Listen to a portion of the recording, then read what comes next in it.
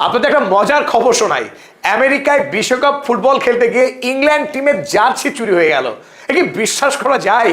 FIFA এমন নিরাপত্তা ব্যবস্থা রেখেছে আমেরিকায় যে ইংল্যান্ডের আস্ত দল যখন বাসে করে প্র্যাকটিস ম্যাচ খেলতে যাচ্ছিল কানসাস শহরে, আর যাওয়ার পথেই সব ফাঁকা।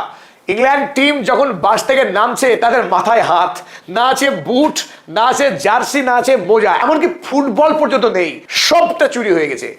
আমেরিকার রাষ্ট্রপতি ডোনাল্ড ট্রাম্পের অনুপ্রেরণায় আমেরিকার একদল চোর ঝাঁপিয়ে পড়েছিল এই ইংল্যান্ড দলের উপর। হ্যাঁ, যদিও ইংল্যান্ড দল যখন বাসে যাত্রা করছিল তারা টেরও পায়নি যে আমেরিকায় তারা দিব্যি সুন্দর ঘুমিয়ে আছে বাসায় একদম মজ মস্তিতে, যে পৃথিবীর সবচাইতে ধনী দেশে ফুটবল খেলতে এসে অপর ধনী দেশ ইংল্যান্ড মজা করছিল, ফুটবলাররা শান্তিতে ছিল, কিন্তু নেমে দেখছে পকেট কাটা।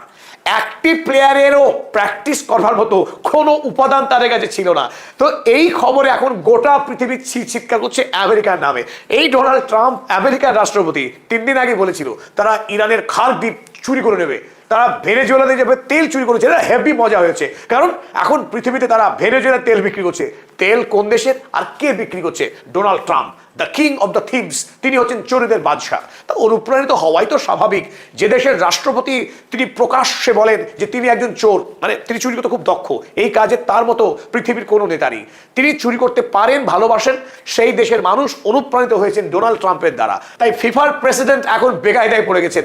তিনি এখন কিভাবে এই এতগুলো দেশের প্লেয়ারকে চুরি থেকে বাঁচাবেন তা নিয়ে এখন তিনি রীতিমতো বিমর্ষ, যে আমেরিকার মাটিতে প্লেয়ারদের সর্বস্ব চুরি হয়ে যাবে, আর তিনি বিশ্বাস করতে পারছে না এখন ইংল্যান্ডের দল এখনো পর্যন্ত। হ্যাঁ, তবে আপনাদের একটা বিষয় জানাই, চোররা কিন্তু খুব মানবিক ছিল, সব চুরি করেছে। কি কি চুরি করেছে সেটা আমি বলেছি। বুট চুরি করেছে, গ্লাভ চুরি করেছে, জার্সি, মোজা, এমনকি ওই যে সমস্ত হোয়াইট বোর্ডে কোচরা একটু গোল টোলের সংখ্যা লেখেন, পায়ে মেসেজ করে না যে টেবিলে, সেটাও চুরি করেছে। শুধুমাত্র একটা জিনিস তারা রেখেছে, ফুটবল, একটি, বেশি না। তাদের প্র্যাকটিস করবার জন্য যত বল ছিল একটি বল দয়া করে রেখে গেছে, যে বেচারা তোর বাস থেকে নেমে অন্তত পাসিং খেলবে, তার জন্য একটা বল দিয়ে গেলাম। We are American, we are great, the great nation of the world. সুতরাং আমরা চুরি করতেও গ্রেট। দেখেছো, একটু বুঝতে পারুন না, ধিমড়ি খেয়ে গেলে তো, এটাই স্বাভাবিক, এটা আমেরিকা। হ্যাঁ, তবে ভাবতেই পারেন যে পদাতিকের সঞ্চালক একটু রসিয়ে রসিয়ে মজা করে মিথ্যা বলছে। এতটুকু মিথ্যা কিন্তু আমরা বলছি না, ভরসা রাখতে পারেন পদাতিক মিথ্যা খবর দেয় না। চলো দেখে নিই আল জাজিরা, তারা আজকে হেডলাইন করেছে আজ দুপুরে, একেবারে টাটকা খবর, এতটুকু বাসি হয়নি, ভরসা রাখবেন।